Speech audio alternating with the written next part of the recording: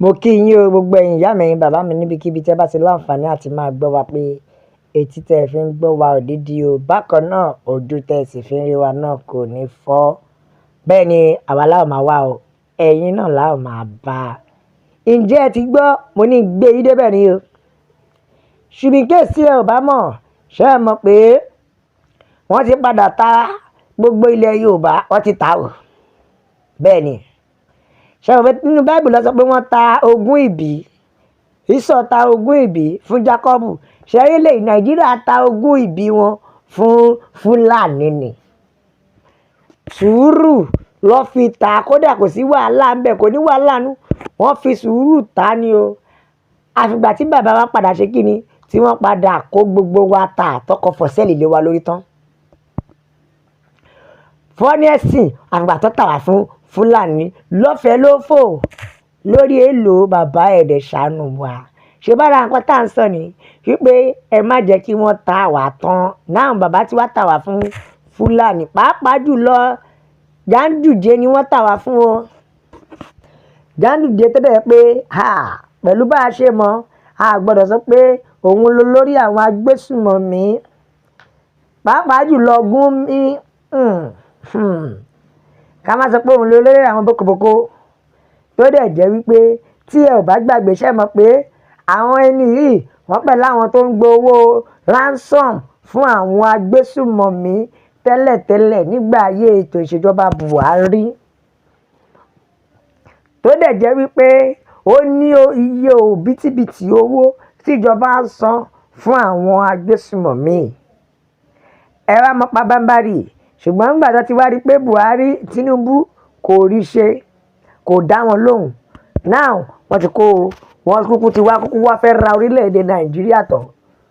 Now ṣé ẹ mọ̀ pé nígbà ayé bàbá Buhari là ń sọ pé ó le.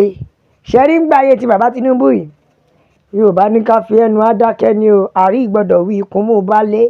Bẹ́ẹ̀ ni, torí lọ́wọ́lọ́wọ́ báyìí tí Buhari ṣe press up ni, bàbá Buhari wọn ò lè tó gbà ti bàbá Tinubu. Náà bàbá Tinubu kúkú ti wá ta orílẹ̀-èdè Nàìjíríà fún. Ló dẹ̀ jẹ́ pé àwọn Fúlàní tá a mọ̀ tó jẹ́ pé ìpa bí ẹni pẹran ni wọ́n máa ń ṣe àwọn ọmọ Yorùbá tí ò sì sí kankan tí wọ́n sọ sí. Now ẹ̀tún wá rí pé kúkú wá kó wa, wọ́n kúkú kó wa lọ bá wọn wípé àrà tó wù wọ́n ni kò fi wá dá. Ṣé àti rírí tí bàbá wọn lóye Sunday Igboho ṣá, bẹ́ẹ̀ ni o, tó fi sọ wípé ẹ jẹ́ ká dìde, nítorí bí bẹ́ẹ̀ kọ́ àwọn aráabí ṣì máa fi ọ̀bọ lọ̀ wá lọ ni, tó dẹ̀ jẹ́ pé a ò tún ní rí nǹkan kan ṣe sí i. Ọdún mélòó la fẹ́ fi pinlẹ̀? Ẹ jọ̀ọ́, ṣé bá ṣe máa tẹ̀síwájú rẹ̀?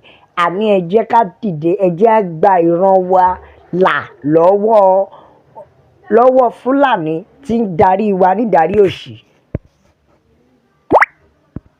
Ṣé rí ìròyìn fresh lélẹ̀ tó jẹ́ pé gbogbo àlùmọ́ọ́nì ilẹ̀ Yorùbá ni bàbá ti gbélé Ganduje lọ́wọ́ báyìí, tó dẹ̀ jẹ́ pé wọ́n ní mọ́ túkọ̀ ẹ lọ bó bá ṣe wù ẹ́ ni o ṣe máa darí àwọn Yorùbá, nítorí èmi mo gbọ́ pa àtàgbára fún ẹ ti rí báyìí.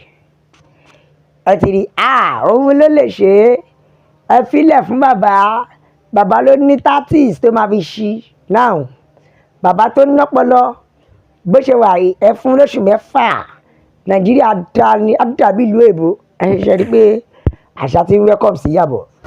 Tẹ́ ẹ bá lè gbàgbé, ṣé mọ̀ pé ó ní ogúnlọ́gbọ̀n èèyàn tó jẹ́ ọmọ Yorùbá tó jẹ́ pé ẹ̀mí wọn ti ṣòfò nígbà tí Buhari.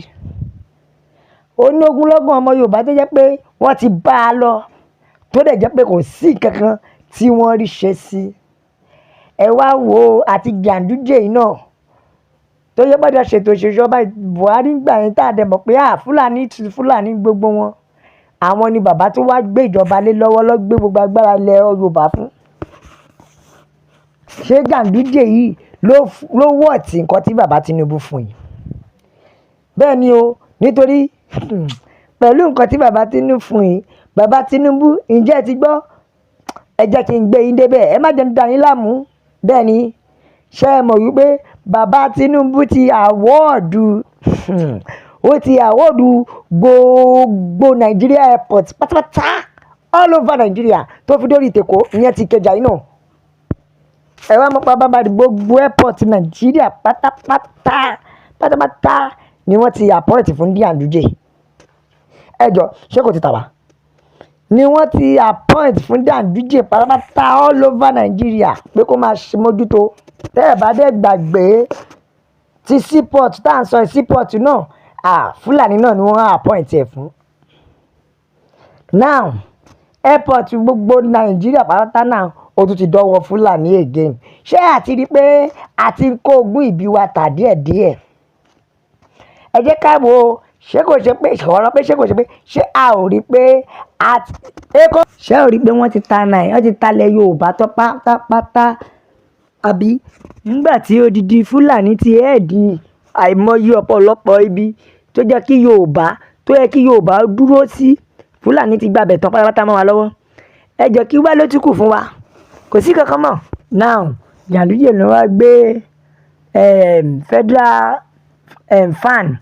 Federal Airport of Nigeria ìyẹn FAN òun ni wọ́n gbé lé lọ́wọ́, òun ni chairman fún gbogbo Nigeria airport pátápátá. Ṣé ẹ ti rí ìdí tá a fi ń sọ pé ẹ jẹ́ ká gba òmìnira wa? Bẹ́ẹ̀ ni ìṣe rírí tá a fi ń pariwo pé ẹ jẹ́ ká gba òmìnira wa ká bọ́. Ẹ̀yin náà rí àwọn ará bíi wọn ò ní ìran gidi kan fún Yorùbá, wọn ò ní ambition gidi rárá fún Yorùbá.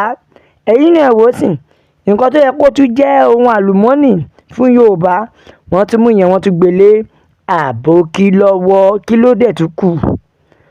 Wọ́n mú yẹn wọ́n tún gbélé àbókí lọ́wọ́. Now báwo ẹ wo Yorùbá nation ló lè ṣe. Ẹ jẹ́ kí n gbé yín débẹ̀ bó ṣe kọ́ sínú ìwé yẹn. Wọ́n ní pẹ̀lú gbogbo corruption tó ń lọ ní orí ìlú, pé pẹ̀lú corruption tó ń lọ ní ìlú, wípé still yet bàbá Tinubu tún tẹ̀síwájú láti Ganduje tẹ́lẹ̀ yẹ wípé òun ni APC chairman pẹ̀lú gbogbo corruption tó ń lọ lọ́wọ́lọ́wọ́ nílùú. Bàbá sì tún appoint ẹ̀ fún as chairman FAN ìyẹn Federal Airport of Nigeria. Ṣé ẹ rí i pé a ti tara wa lọ́pọ̀? Gbogbo ọmọ Yorùbá a ti tara wa lọ́pọ̀. Ẹ wo ẹ̀yin ìyá mi bàbá mi, Yorùbá nation la fẹ́. Òmìnira ilẹ̀ Yorùbá òun ló jẹ wá lógún.